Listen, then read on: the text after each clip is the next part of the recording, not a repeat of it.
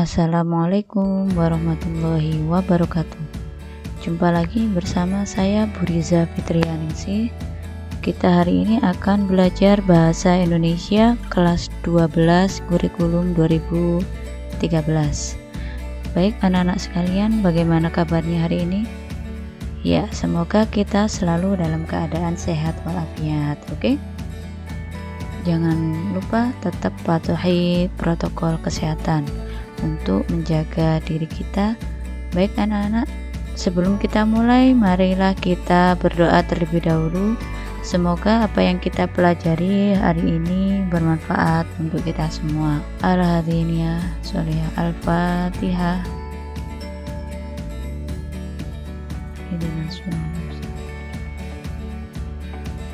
Amin amin ya rabbal alamin.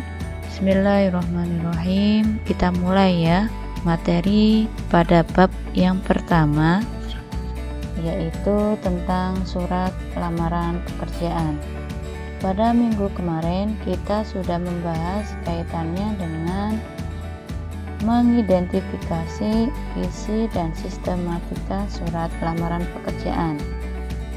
Nah, untuk pertemuan kali ini kita akan mempelajari tentang subbab B, yaitu menyajikan simpulan, sistematika, dan unsur-unsur isi dari surat lamaran pekerjaan. Langsung saja kita tuju kurang lebih halaman ini. Oke. Jangan lupa siapkan alat tulisnya supaya jika perlu yang akan dicatat, silakan dicatat ya. Oke, sekarang ke bab yang B ya, subbab B. Tujuan materi yang akan kita pelajari pada hari ini itu ada dua, yaitu kita dapat memahami unsur-unsur kebahasaan. Yang kedua, kita dapat membandingkan unsur kebahasaan pada surat lamaran pekerjaan ya. Oke, sebelumnya kita sudah mempelajari apa sih surat lamaran pekerjaan itu, fungsinya untuk apa, mengapa kita harus membuat surat lamaran pekerjaan, kenapa kita tidak langsung telepon kemudian mengatakan bahwasanya saya ingin melamar, mengapa harus lewat surat. Nah, sekarang kan zamannya elektronik ya, apakah tidak bisa lewat SMS atau lewat WhatsApp dan sebagainya, atau lewat sosial media? Itu sudah kita pelajari pada pertemuan selanjutnya. Sekarang kita akan membahas langsung kaitannya dengan bagaimana sih atau apa saja sih unsur-unsur kebahasaan. Di dalam surat lamaran pekerjaan itu pasti ada aturan-aturan atau ketentuan yang harus diperhatikan dalam menulis sebuah surat lamaran pekerjaan. Berikut unsur-unsur kebahasaan dari surat lamaran pekerjaan atau ketentuan yang harus kita perhatikan ya sebagai pedoman dalam penulisan surat lamaran pekerjaan. Yang pertama, kita menggunakan bentuk surat yang standar. Jadi suratnya itu harus standar ya, bentuknya harus standar, menggunakan bahasa yang baik dan benar. Kemudian yang ketiga itu menggunakan kata-kata yang santun ya. Ini bukan sopan tapi santun ya, karena kalau sopan itu adalah dilihat dari perilakunya, kalau perkataan itu namanya santun. Oke, jangan lupa direvisi ya buku paketnya. Yang keempat yaitu menggunakan kata pengantar yang jelas, singkat, padat, informatif, dan tepat sasaran. Yang kelima, tulisannya bersih, mudah dibaca, dan sesuai dengan kaidah ejaan. Yang keenam, melengkapi bagian-bagian surat dengan norma bahasa surat. Apa saja bagian-bagian surat? Ya, dari atas, dari penanggalan surat hingga nama terang dan tanda tangan pada surat. Langsung saja ya, supaya kita lebih memahami unsur kebahasan ini dari 1 sampai 6, langsung kita analisa ya. Kita analisa sebuah surat apakah sesuai dengan unsur kebahasan ini atau tidak. Oke, coba kita cari surat. Silakan dibaca, dipahami dulu. Oke, pas ya. Oke, sudah dibaca ya, sudah dipahami. Di sini ada urutannya, mulai dari penanggalan surat hingga tanda tangan. Nah, ini mana yang termasuk unsur-unsur kebahasaan? Yang ini yang meliputi semua ini. Kita cari yang pertama tadi biar lebih jelas. Nah, oke, penjelasan dari unsur-unsur kebahasaan. Mari kita jelaskan satu persatu biar saling memahami lebih detailnya. Yang pertama, menggunakan bentuk surat yang standar. Maksudnya bagaimana ini bentuk suratnya standar? Nah, kita cari di sini, kita analisis bentuk surat yang standar. Kita cari ya, bahwasanya surat lamaran pekerjaan itu merupakan sebuah surat yang formal, yang resmi, di mana kaidah penulisan, kemudian ketentuan kertas, ukuran, batasan atas bawah, samping kanan kiri, font, ukuran huruf, jenis huruf, itu semuanya resmi, tidak boleh suka-suka ya. Jadi kalau kita menggunakan tulisan itu yang resmi, biasanya menggunakan Tim New Roman atau Tahoma, ini resmi. Tidak boleh kita menggunakan, biar surat lamaran saya itu terlihat gaul, saya mau menggunakan, saya latinkan atau saya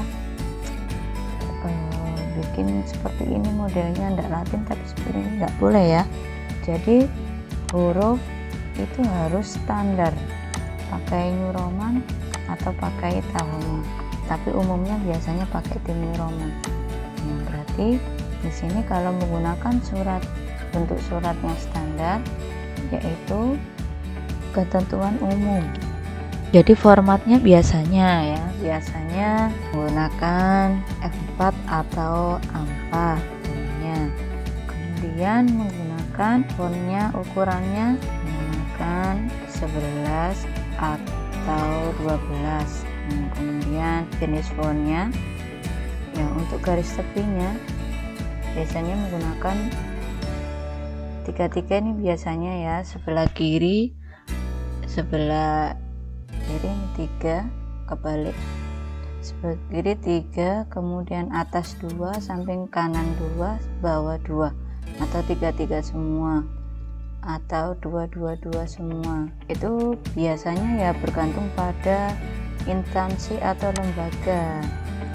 Jadi kita sebagai pelamar pekerjaan harus menyesuaikan diri, tidak boleh protes. Dan bentuk kertasnya juga menggunakan warna putih ya, dasarnya seperti ini. Tidak boleh menggunakan kertas warna atau kertas buku gambar. Jadi biasanya ya pakai paper yang biasanya dibuat ngeprint, itu tidak boleh pakai buffalo dan lain sebagainya. Untuk ketebalan kertasnya juga menyesuaikan, dari tebalnya 70 gram sampai 80 gram. Oke, ini ya dari bentuk surat standar. Kemudian kita yang kedua yaitu tentang bahasa surat.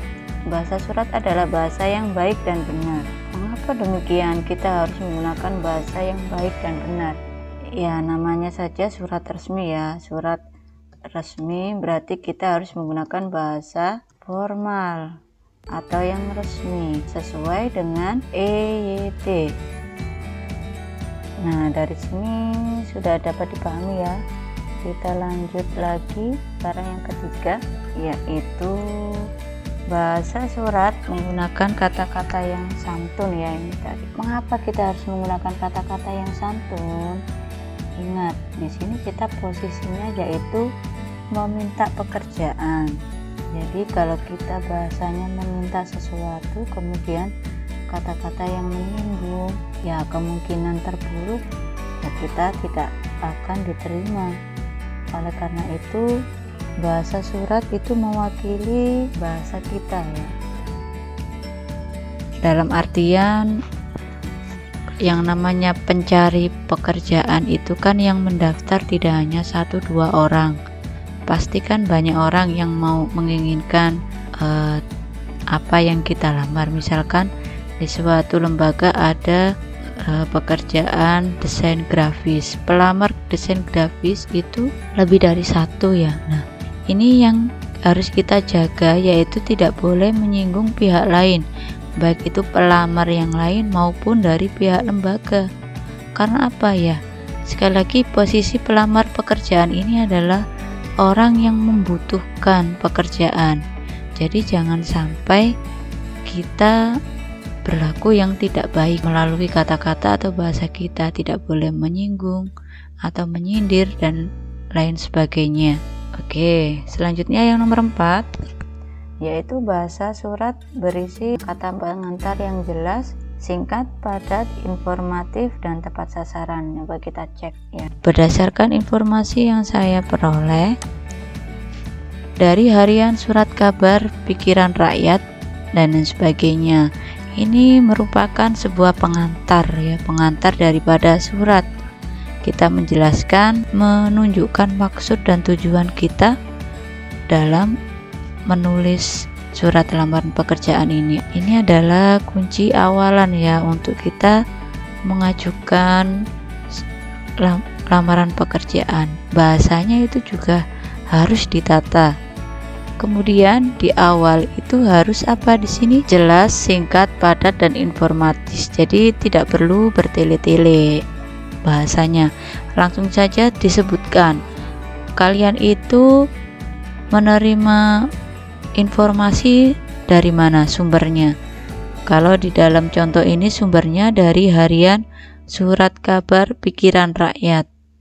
Jadi jelas lembaga atau instansi, oh berarti dia ini literasinya tinggi, kemampuan membacanya tinggi, sampai dia menemukan informasi lowongan pekerjaan yang saya kirim di harian surat kabar pikiran rakyat. Padahal ini tempatnya itu di bagian kolom yang pojok bawah kecil, tapi dia dapat. Wah, berarti ini dia termasuk orang yang teliti. Nah, itu bisa dijadikan sebagai bahan pertimbangan loh nanti kalau ingin melamar pekerjaan. Jadi sebuah perusahaan itu tidak hanya sekedar membaca kemudian hanya dibaca namanya kemudian dibuang surat lamarannya, tidak.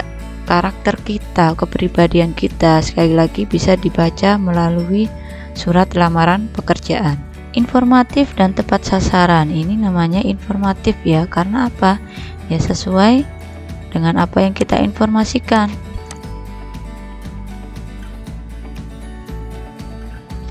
Ya, jadi tepat sasaran ini ya sesuai dengan informasi yang disediakan instansi atau lembaga. Jangan sampai yang dibuka desain grafis tapi kamu meminta masuk sebuah instansi atau perusahaan menjadi guru bahasa Indonesia. Itu yang tidak tepat sasaran. Nah, sebelum kita melanjutkan ke unsur kebahasaan yang kelima, coba kalian perhatikan bahwasanya dalam surat lamaran pekerjaan itu kan harus dicantumkan sumber informasi yang jelas. Maka ini ada beberapa sumber informasi yang kemungkinan yang didapat oleh pelamar pekerjaan itu diantaranya ini sesuai dengan buku dari Romadi dan Rustamaji, buku tahun 2010 pada halaman 4. Yang pertama yaitu ada iklan ya. Jadi sumber informasi itu bisa dilihat atau bisa didapat dari sebuah iklan. Iklan yang dimuat di majalah atau di koran harian, di mana di dalam itu dicantumkan hari dan tanggal saat produksi koran itu muncul atau majalah itu. Ini contohnya ya, dalam harian bla bla bla pada tanggal ini saya membaca iklan yang menyatakan bahwa PT ABC membutuhkan apa gitu ya. Kemudian yang kedua yaitu sumber informasi bisa didapat dari informasi seseorang, yaitu bisa dengan istilah menurut informasi dari Bapak siapa ya, perusahaan Bapak membutuhkan bla bla bla. Yang ketiga, sumber informasi bisa didapat melalui pengumuman resmi yang instansi yang membutuhkan tenaga. Biasanya ini ditempelkan di banner sekolah atau di banner pasar atau di banner yang lainnya, ya sesuai dengan informasi yang dibutuhkan, yaitu namanya pengumuman resmi. Biasanya ada di pintu masuk stasiun, itu juga ada informasi yang selebaran yang ditempel di papan pengumuman. Kemudian yang keempat itu sumber informasi bisa didapat dari permohonan instansi pada sekolah, atau istilahnya itu merekomendasikan siapa, ya misalkan lulusan terbaik diminta oleh perusahaan Bank Indonesia misalkan, itu juga bisa ya, jadi masuk pada sumber informasi yang nomor 4. Kemudian yang kelima, inisiatif sendiri, ya cari-cari lowongan, barangkali di perusahaan ini atau di sekolah ini itu membutuhkan jasa, ya misalkan di sekolah A membutuhkan guru bahasa Arab atau guru yang lainnya. Ya intinya itu inisiatif sendiri ya, jadi sumbernya ya dari idenya sendiri. Soal instansi atau lembaga itu membuka lowongan itu ya urusan nanti, yang penting masukkan surat lamaran kerja di instansi atau lembaga yang dituju. Itu ya, jadi ada 5 pedoman dalam menyertakan sumber informasi secara jelas. Jadi jangan sampai pengantar itu mereka-reka, katanya si A, misalkan kira-kira, itu tidak boleh ya. Jadi harus informasinya jelas, dapat dipahami ya. Selanjutnya yang kelima yaitu bahasa surat tampak dari tulisan yang bersih, mudah dibaca dan sesuai dengan ejaan. Bersih dalam kategori apa? G. Jika memang itu lamaran pekerjaan harus berbahasa Inggris, jadi kalian itu harus menyesuaikan dengan EYD dari bahasa Inggris, pedoman dan grammarnya. Jadi kita harus menyesuaikan. Kalau minta surat lamaran pekerjaan berbahasa Arab, kita harus menyesuaikan tata aturannya, bagaimana caranya menulis atau menyusun kalimat dengan menggunakan bahasa Arab. Selanjutnya yang terakhir yaitu melengkapi bagian-bagian surat dengan norma bahasa surat seperti penulisan huruf. Nah, jadi apa saja ini? Ya, coba kita cek apakah lengkap. Contoh ini, penulisan unsur hal ada ini ya, ada, saya centang. Kemudian tempat, tanggal, alamat ada. Kemudian salam, ini alamatnya ya, ini alamat, ini tempat dan tanggal. Kemudian salam pembuka, ini ada salam pembuka. Kemudian isi, nah ini adalah isi semuanya. Ini juga isi, ini juga isi. Kemudian ini adalah salam penutup, dan ini tanda tangan. Oke, jadi lengkap ya. Silakan ditulis di sini. Ini sudah ada kolomnya, tinggal diisi. Tadi kita sudah ini ya, menyelesaikan unsur-unsur kebahasaan. Sekarang yang kedua yaitu membandingkan unsur kebahasaan surat lamaran pekerjaan. Yang namanya membandingkan itu berarti ada lebih dari satu objek, minimal ada 2. Ini ada surat lamaran pekerjaan 1 dan surat lamaran pekerjaan 2. Nah, di sini kita diminta untuk membandingkan apa yang ditemukan, apakah ada sebuah perbedaan, apakah dari adanya persamaan. Contoh saja di atas, paling atas ya, ini ada tempat dan tanggal surat. Kemudian kita lihat di pekerjaan ini ada di sebelah kiri, yang atas tadi di sebelah kanan. Nah, bagaimana menurut kalian? Silakan didiskusikan dengan temannya dengan cara mengisi tabel ini. Temukan menurut kalian ya, dari unsur kebahasaan 1 sampai 6 tadi, dari surat lamaran pekerjaan 1 bagaimana, surat lamaran pekerjaan 2 bagaimana. Silakan ditulis di Microsoft Word. Silakan kerja kelompok ini 3 sampai 4 anak dalam satu kelompok. Nah, silakan berdiskusi dengan kelompoknya masing-masing. Baik, alhamdulillahirrabbilalamin. Pada materi subbab B kaitannya dengan memformulasikan unsur kebahasaan surat lamaran pekerjaan sudah selesai. Semoga apa yang kita pelajari pada hari ini bermanfaat untuk kita semua. Akhirul kalam, ihdinas syiratal mustaqim. Wassalamualaikum warahmatullahi wabarakatuh. Jika kalian ingin bertanya, silakan bertanya lewat kolom komentar di video pembelajaran di bawah ini. Sampai bertemu lagi di konten belajar bahasa Indonesia pertemuan yang akan datang. Tetap jaga kesehatan, oke?